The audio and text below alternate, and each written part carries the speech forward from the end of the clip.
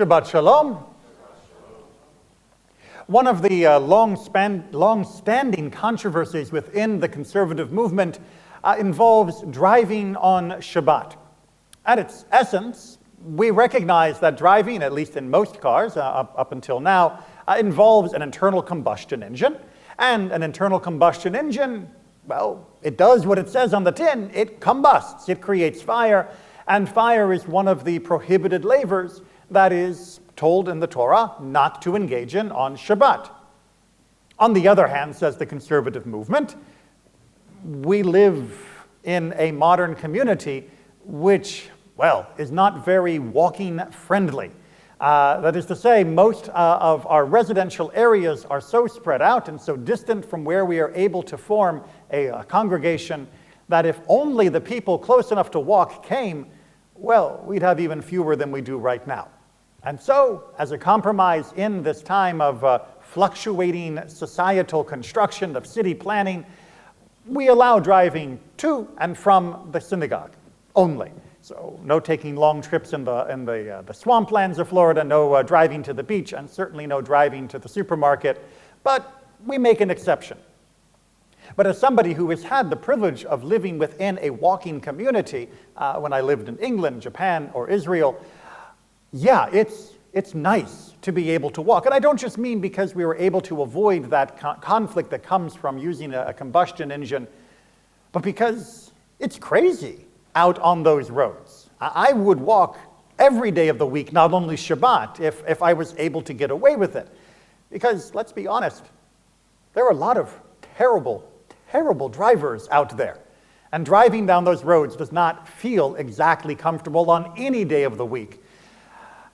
But why is that the case? What's wrong with all those drivers? And of course, I must not be talking to anybody in this room. We are all beautiful, perfect drivers. All of us are above average.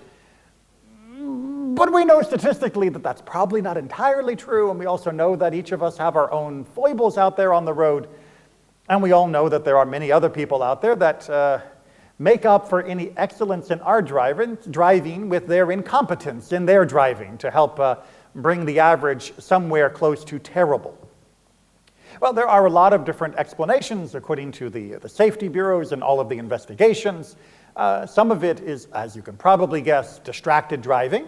Some of it is simply bad maintenance of many roads. Certainly that was true when I lived in Los Angeles.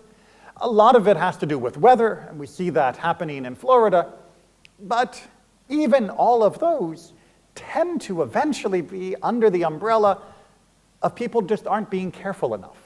After all, you can drive in the driving rain of Florida as long as you slow down, and as long as you're being more cautious, and as long as you're watching out for the other people who are doing neither. It is possible to drive when the rain is coming down in buckets. It is possible to drive even when others around you are speeding, if you are being exceptionally cautious and careful. There is always some element of additional caution or alertness that we can add to help compensate for the problems that are going on around us. But ideally, we would like the incompetence around us to also be diminished so that we do not have to compensate in that same way. Which leads then to the question of how do you get people to be better drivers? How do you make someone a better driver? And you know, we've got a lot of them out there. Any suggestions? What can we do to make people better drivers? Make them take a course. Instruction. Right? A lot of people might benefit from being told that those strange octagonal signs that are painted red are actually meant to be places where you stop the car, come to a complete stop, look in all directions, and only proceed when it is safe to do so. There are a lot of people clearly who did not get that information, and they would benefit from it. And those other signs with all those funny numbers on them, that's actually telling you the highest number that your speedometer should reach, and the speedometer is that thing in the center there that has the funny little needle that isn't your gas gauge.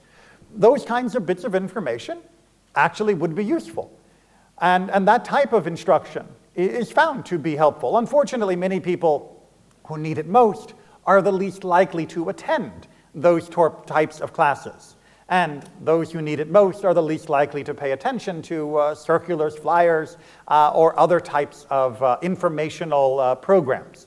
But there is one variety of informational program, of educational material, that does seem to have a quick, immediate improvement in people's driving. And that is showing them the graphic results of bad driving.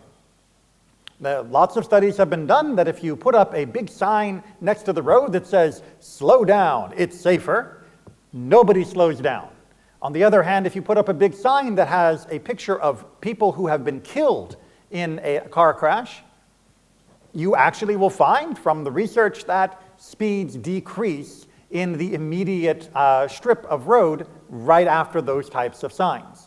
So too, if you go to instructional classes, those traffic classes that people will often have to go through, if you show them the horrific outcomes of bad driving, it seems to have a more lasting impact than if you just tell them, "Be good," which is one way to understand one element of this week's double parasha. We have Acharei in Kedoshim, chapter 16 through 20 of the book of Leviticus. And we begin with Acharei after the death of Aaron's sons. After the death of Aaron's sons seems like a superfluous and painful introduction to a section that has nothing to do with Aaron's sons, but instead is introducing the pattern of Yom Kippur, the process of atonement, and the rites that will be needed for that particular ceremony. But, says the Torah, understand, if you get to this ceremony wrong, you might die. Thus, the introduction becomes much more understandable. You might die like those two died. It is a graphic reminder put in front of this instruction in order that Aaron and the rest of his family will learn from the horrible tragedy that transpired a few chapters ago, and thus avoid going off the cliff and having that kind of problem. Going off the cliff is for the scapegoat, but we can talk about that some other time. But it's a double parasha. And we see in the second parasha, the second Torah portion, that there is an additional bit of information of how we can improve our driving. Kedoshim. Kedoshim is the section of the Torah that is full of some of the most beautiful exhortations to a righteous life, to live in a good and proper way. This is somewhat like the instructional video, but more importantly, it is the inspirational side. It is not just the rules, it is the rules plus the spirit that goes with them. Kedoshim tihiyu, you will be holy, for I, Adonai, am holy. Not just follow the rules, but understand that by following them, you are becoming a better person. There is benefit to you. I'm not asking you to drive well for the sake of others. I'm asking you to drive well for your sake. God is not asking us to be good and righteous for the sake of some nebulous stranger, but for ourselves. That there is very real, tangible benefit for living a good life according to the mitzvot, the commandments of the Torah. And that incentive, that inspiration, is a wonderful partner to see both the consequences as well as the benefits for doing what is right or failing to do so, is as effective as trying to show people what is right and what is wrong when it comes to driving. But there is a third element of how you can make people better drivers. Change the road.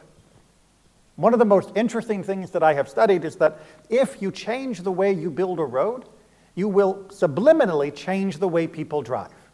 For example, one of everybody's favorite type of road surface is, of course, cobblestone.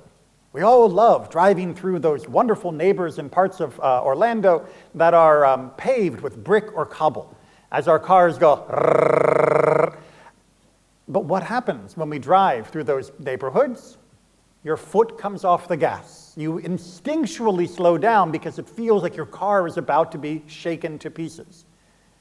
And lo and behold, by some miracle, in those areas, traffic accidents, pedestrian collisions, bike accidents plummet. Because people are being more attentive, they are holding onto the wheel with both hands tightly, they are letting off on the gas for the sake of their own car's maintenance schedule. people are better drivers when they have that additional stimulation, if you will. Likewise, many of the roads that we build are built simply too wide.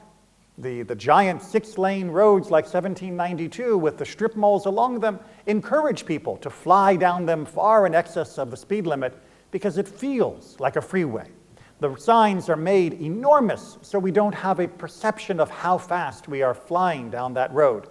And of course, with all the shops on each side, the chances of somebody suddenly slamming on the brakes and turning in, or suddenly leaping out of a slot into the flying traffic goes up.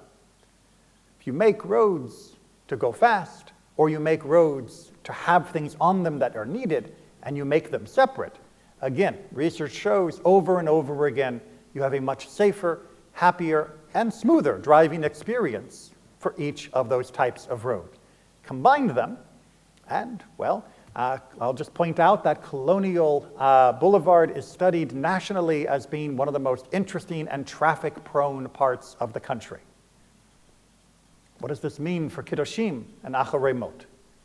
Well, it means that Torah not only gives us the exhortation to live well, and not only gives us the warning of the consequences of doing badly, but it also creates cobblestones, small little bumps in the road to help shake us out of our complacency, to slow us down, such as this time of Shabbat or our holidays, or other intrusions into our otherwise breakneck speed of life, to say, stop, think before you eat, say a blessing, choose what you are doing, think before you engage with another person. How are you handling yourself in your business, your interpersonal relationships? Are you making time for study? There are these signs and warnings that are meant to shape our life, to interrupt our life, to make us behave differently.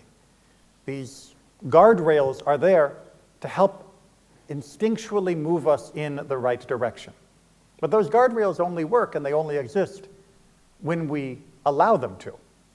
God still gives us free will and free choice, which means we can drive oblivious to that, heedless of all of the guidelines that God has given us, and never experience a bump in the road until it is too late. Or we can come together, provide that reinforcement, experience not only Shabbat, but all of the richness of Judaism, and recognize that the road and all of its texture is there to guide us more beautifully than we can on our own. With exhortation, with warning, and with these guidelines, we are able to walk and drive the derech, the path. We are able to follow halakha, the way of Jewish living. And as such, we'll reach the destination in much better shape. Shabbat Shalom.